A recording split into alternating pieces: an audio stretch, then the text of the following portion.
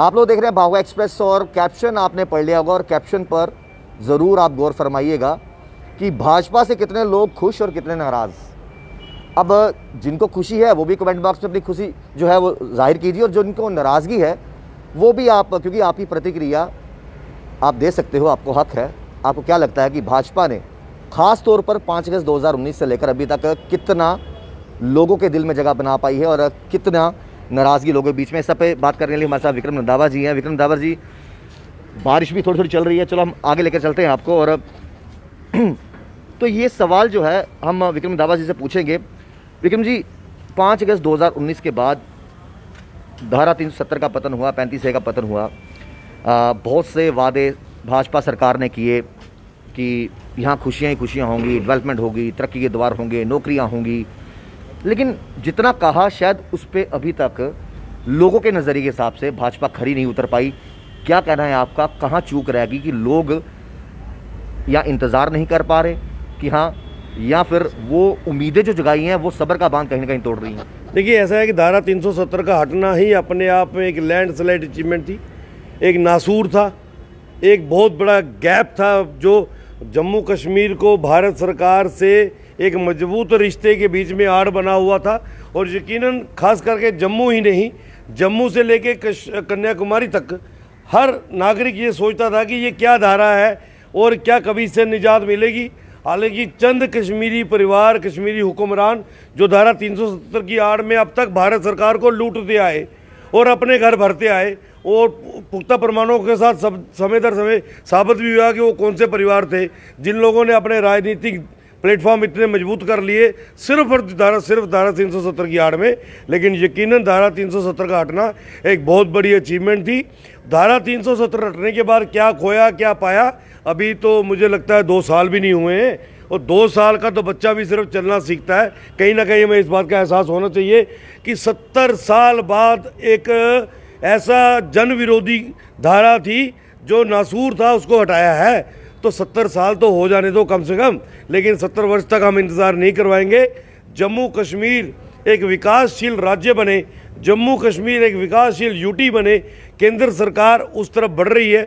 यकीनन 2 सालों में पत्थरबाज कोई नहीं दिखा, 2 सालों में उग्रवाद कब्रों के बीच में घुसते हुए दिख रहे हैं, 2 साल में इन्फिल्ट्रेशन कोई नहीं दिखी, 2 साल में दंगाबाजी कोई नहीं दिखे, 2 साल में लैंड ग्रैबर एक्सटॉर्शनिस्ट कश्मीर के अंदर कहीं नहीं दिख रहे, 2 साल के अंदर पाकिस्तान का झंडा कश्मीर में उठाने वाला कोई नहीं दिखा, और इन पौने 2 सालों में सिर्फ और सिर्फ कश्मीर में दिखा तो तिरंगा दिखा। ये सबसे बड़ी अचीवमेंट है। बाकी मैं बातें कहूँगा, आप ना भी करें तो कोई फ़र्क नहीं पड़ता। ये लोगों के दिलों में उतरने के लिए कि कश्मीर की धरती पे तिरंगा बुलंद है और पाकिस्तान का झंडा जो है वो चप्पलें साफ करने के लिए रखा जाता है, जूतियाँ साफ करने के लिए रखा जाता है। ये बहुत बड़ी अचीवमेंट है। रंधावा जी, आज हम सिर्फ लोगों के सवाल पूछेंगे और लोगों के जहन में कुछ बातें ऐसी भी आती हैं कि बीजेपी के किसी भी नेता से बात कर ले, मीडिया वाले या जनता सवाल पूछ ले, वो सिर्फ अपनी अचीवमेंट गिनाती है कि देखिए 370 के बाद मिलिटेंसी खत्म होगी, ये तमाम चीज़ें पता है सबको, पत्थरबाजी बंद होगी, ये अचीवमेंट है, गर्व महसूस होता है।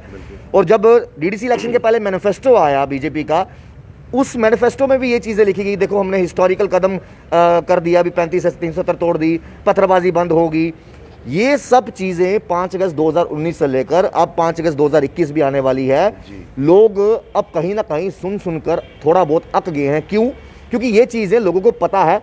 लोग चाहते हैं कि व्हाट नेक्स्ट, अब आगे क्या होगा डेली वेजेस का, आगे क्या होगा बीएसएफ सीआईएसएफ वाले जो वहाँ बैठे हैं, आगे क्या होगा। ऑल वाइन एसोसिएशन जो है वो लगातार प्रयास कर रहे हैं, मोमेंटम दे रहे हैं।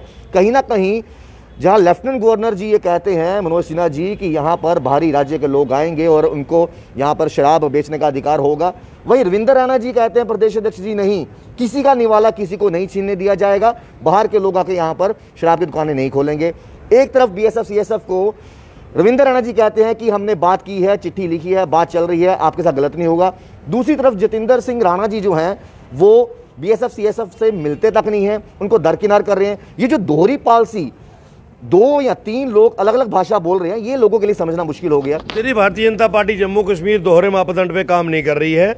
हमारे आदरणीय अध्यक्ष रविंदर रैना जी समाज के अंदर हैं, समाज से जुड़े हुए हैं, समाज के हर पहलू को समझते हैं। इसमें कोई दो राय नहीं कि एक्सपेक्टेशन बहुत ज़्यादा थी। यकीनन हम नहीं चाहते हैं, ना हमारी ऐसी सोच है, ना हम ऐसा होने देंगे कि जम्मू के किसी भी परिवार की रोजी रोटी ख़त्म हो।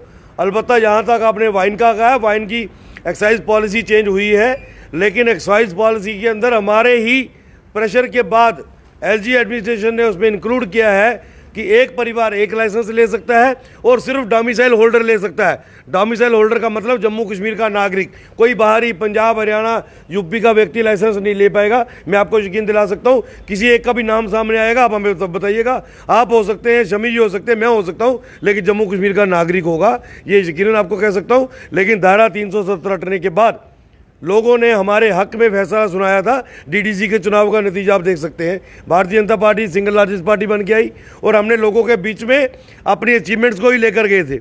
हमने झूठे वादे कोई नहीं किए थे। रही बात फोर्थ क्लास एम्प्लॉइज़ की, यकीनन उन लोगों के साथ जुल्म हुआ है।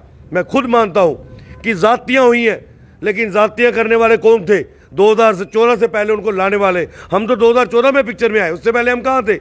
मैं कहता हूँ बद्दुआएं लगेंगी इन कांग्रेस, नेशनल कॉन्फ्रेंस और पीडीपी के लोगों को। इनके घरों की बद्दुआएं लगेंगी, इनके बच्चों के जीवन के साथ जो खिलवाड़ इन लोगों ने किया है। भारतीय जनता पार्टी ने खिलवाड़ नहीं किया।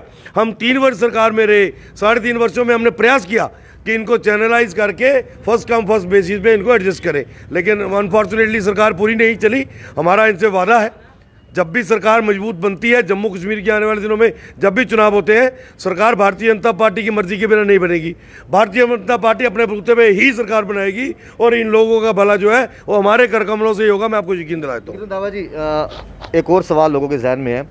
नो डाउट, चलो 370-35 से के बाद खुशहाली है जम्मू कश्मीर में, तरक्की की नई लहर जो है वो चल पड़ी है, लेकिन लोगों के जहन में एक बात आती है कि जो वादे भाजपा सरकार के बाकी नेता करते हैं, जवाब देने के लिए सिर्फ भाजपा के पास एक ही नेता है और वो है प्रदेश अध्यक्ष रविंदर रैना जी। बाकी इतने बड़े बड़े नाम, श्यामलाल शर्मा जी, वो मीडिया से इतने रूबरू नहीं होते, वो जनता से इतने रूबरू नहीं होते, या फिर जितेंद्र सिंह राणा जी, वो लोगों से इतना रूबरू नहीं होते। बीएसएफ सीएसएफ वाले तो साफ कहते हैं जी, जब डीडीसी इलेक्शन आए थे तो उन्होंने कहा आप भाजपा को वोट दीजिए, हम आपको 2000 नौकरियां दे देंगे। उसके बाद लिस्ट निकलती है 1586 कैंडिडेट की। वो अभी भी वहां बैठे हैं। पिछले 90 दिनों में तमाम लोग वहां पर गए, उनसे दवा दारू सब पूछा कि आप ठीक हो, कैसे हो, लेकिन कोई नहीं आया। तो भाजपा के सामने प्रदेश अध्यक्ष वो 2-4 बार आए, इसके अलावा कोई पूछने नहीं आया आपने कुछ खाना खाया है, आप बीमार हो। जितेंद्र सिंह जी मॉर्निंग वॉक पे जाते हैं, बीएसएफ सीएसएफ वाले वहां पर जाते हैं, उनके मुंह मोड़ लेते हैं। तो ये तमाम चीज़ें, क्या भाजपा के पास जनता को फेस करने के लिए सिर्फ एक चेहरा है रविंदर रैना जी, जो जवाब दे देंगे? अच्छा होगा तो वो सुनेंगे, बुरा होगा तो वो सुनेंगे, बाकी नेता कहाँ हैं? ऐसा नहीं है। देखो, भारतीय जनता पार्टी का प्रदेश के अध्यक्ष के नाते वो हमारा फेस है और मैं भी तो आपसे रूबरू हो रहा हूँ और मैं कभी तो किसी को अवॉइड करता ही नहीं हूँ।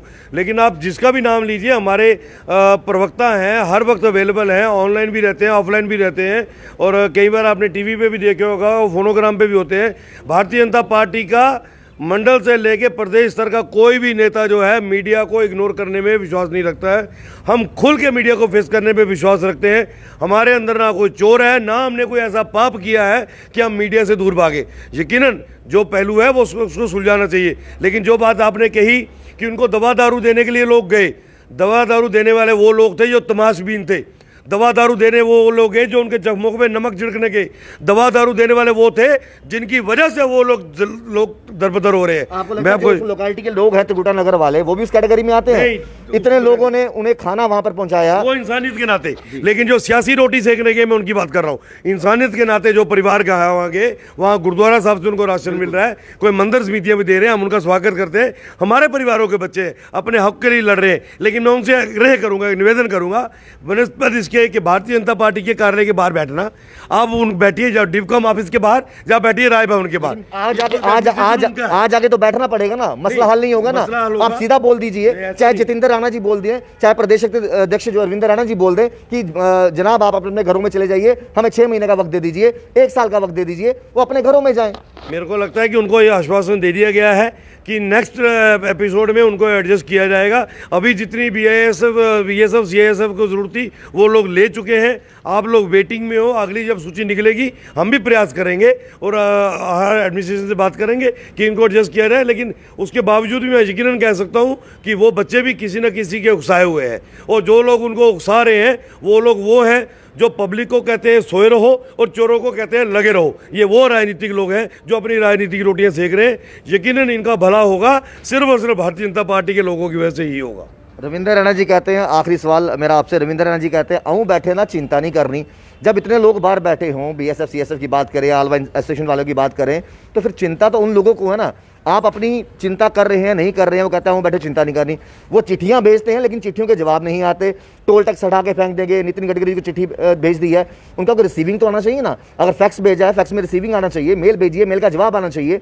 सिर्फ चिट्ठियां ही भेज रही हैं, या वो चिट्ठियां कबूतर के गले में घंटी बांध कर भेजी गई हैं, इतनी देर में तो कबूतर ही पहुंच जाएगा सेंटर तक। ऐसा नहीं है, जो भी कॉरेस्पॉन्डेंस हुई है उसका विधिवत रिप्लाई भी आया है और उस पर पैरामीटर्स तय किए गए हैं। ऐसी बात नहीं, अगर अध्यक्ष जी ने को बात कही है तो किसी बुनियाद पे बात की होगी, बेबुनियाद बात हमारे अध्यक्ष जी नहीं करते हैं, मैं आपको यकीन दिला सकता हूं। और एक गंभीर व्यक्ति भारतीय जनता पार्टी की लीडरशिप कर रहा है, वो साधारण व्यक्ति नहीं है। भारतीय जनता पार्टी का अध्यक्ष बनना कुछ आम व्यक्ति के बस का बात नहीं है। एक आग की भट्टी से निकलना पड़ता है भारतीय जनता पार्टी के अध्यक्ष बनने के लिए। मैं आपको बता सकता हूं कि उनकी कार्यप्रणाली, कार्यपद्धति बहुत बेहतरीन है।